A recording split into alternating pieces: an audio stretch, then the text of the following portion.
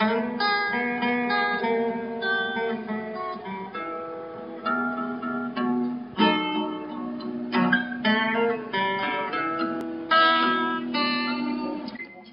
about, I believe the date is 74, is it 1974 when you got the house? Edna Ferret had kind of gotten away from us a bit, the group, because she had a grandiose idea that she was going to have a singing group, a part of the organization, and then a dance group, and something else, and so on and so forth, and not just visual artwork. And it was a great idea, but it was just too big a thought for then, anyway. It might go now, I don't know. But in any case, a lot of the members, not a lot, we only had 30 members, 35 members. Most of them objected to it. They liked the fact that it was artists and they spoke the same language and so forth. Edith Grace, whom I'm sure you know, is a lady who, one of the ladies at our table wanted to know what the group paid for the house. The group paid not 1 penny for the house. Mrs. Grace purchased it. It was slated. It was very low. The price of it was very low at the time.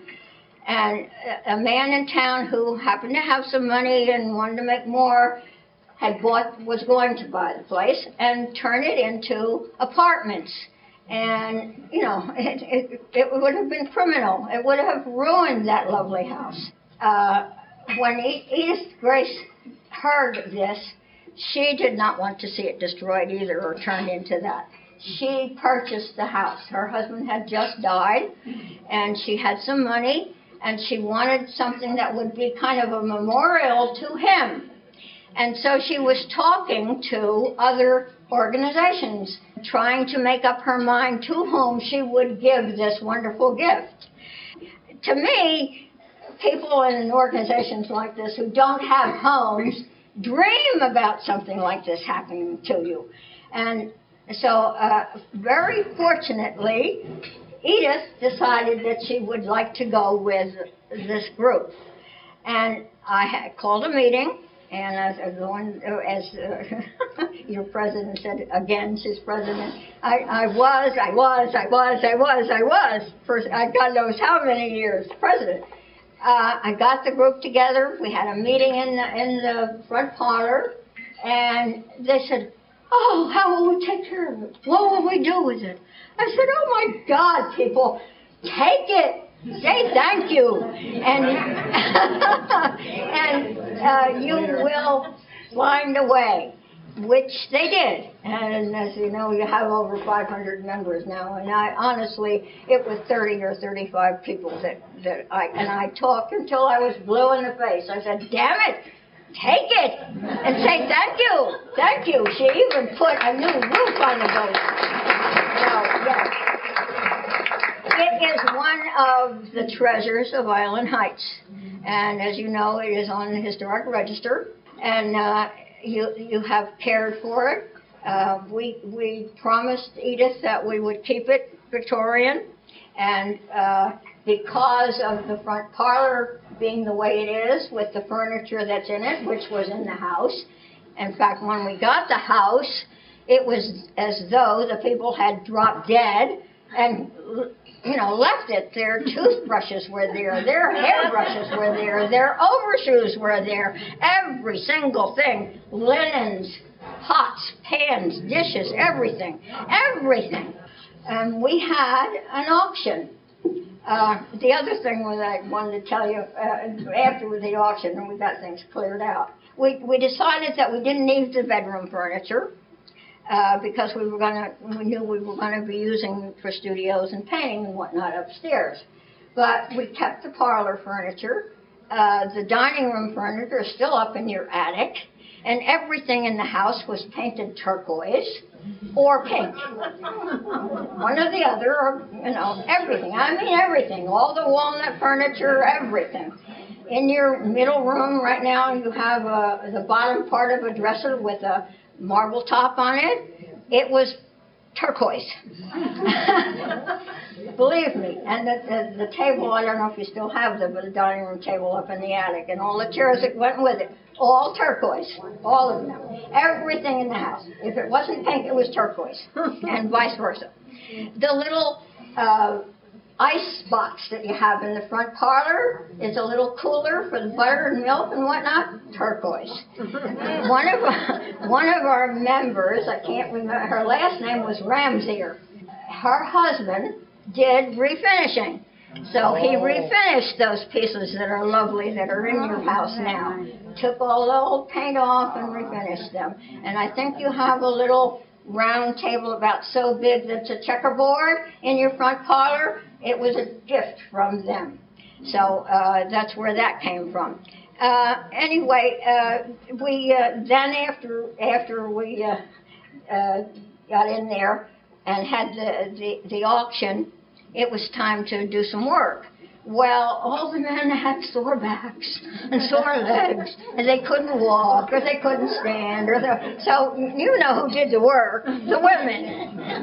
And but we would try our damnedest to find things that the men could do while they were sitting down, because we weren't going to let them get away with that, not doing something.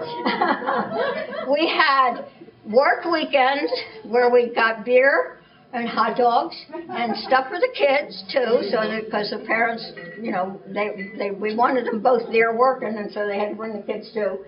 But we had fun. We had fun all the way around, and I'm sure you still do. But even after we got it fixed and whatnot, I can remember sitting in the window. It's now a door. It was a window originally, the little bathroom, not in your new building.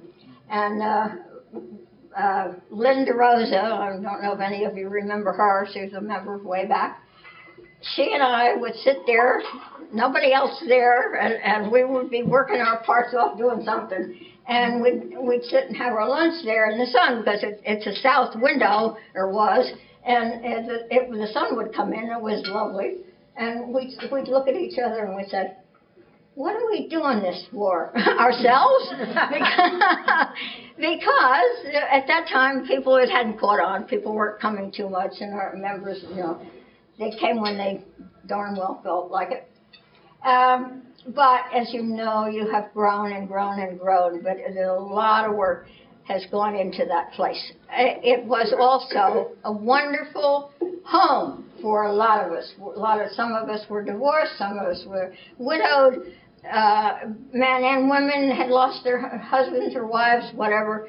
And it was some place where we could go and talk to people who liked the same things that we did. And it just absolutely filled a wonderful, needed bill for so many of us. And we had a good time while we were doing it. Unfortunately, there are a lot of people who live in Island Heights now, and as they did then, who don't even know you exist. They have never been in the building, and I have met someone say, oh, can we go in there? I mean, there's a big sign outside that says, you know, which we insisted after I'd heard that about 5 times.